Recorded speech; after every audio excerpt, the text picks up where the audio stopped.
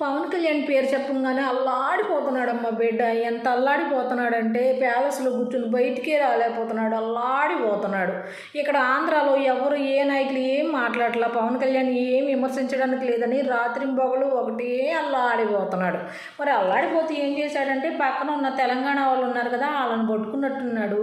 ఒకటే అల్లాడిపోవటం. వాళ్ళు కూడా అలాగే తెలంగాణ పేరు పెట్టగానే తెగ అల్లాడిపోయారు. పేరుని నాని గారు ఏమన్నారో తెలుసా? అయ్యే బాబోయ్, పవన్ కళ్యాణ్ సినిమాల గురించి అల్లాడిపోతూ మాట్లాడాడు. ఎంత అల్లాడిపోతున్నాడో మరి. ఎంత అల్లాడిపోతున్నాడంటే పవన్ కళ్యాణ్ సినిమాలు అంట రెండో షోకి ఎవ్వరు రావట్లేదంట. తీసుకున్న వాళ్ళందరూ కూడా పాపం రోడ్డు మీద ఉంటున్నాడు, అల్లాడిపోతున్నాడు. పేర్ని నాని కూడా.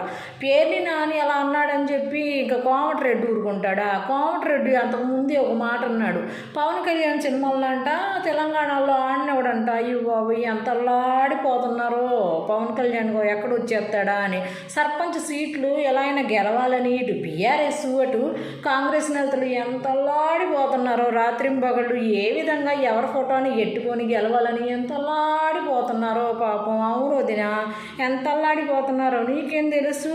జగన్మోహన్ రెడ్డి కూడా ఒక మాట అన్నాడు, గాడిదలు కాస్తున్నారా అని. మరి గాడిదలు అంటే ఎన్ని గాడిదలు చెప్పాలి కదా వదిన. అల్లాడిపోతున్నారా గాడిదలు ఎన్నో చెప్పడానికి. పవన్ కళ్యాణ్ అల్లాడిచ్చేస్తున్నాడంట. మరి అల్లాడిపోక ఏమవుతారు? తెల్లాళ్ళు అల్లాడిపోతున్నారంట వదిన.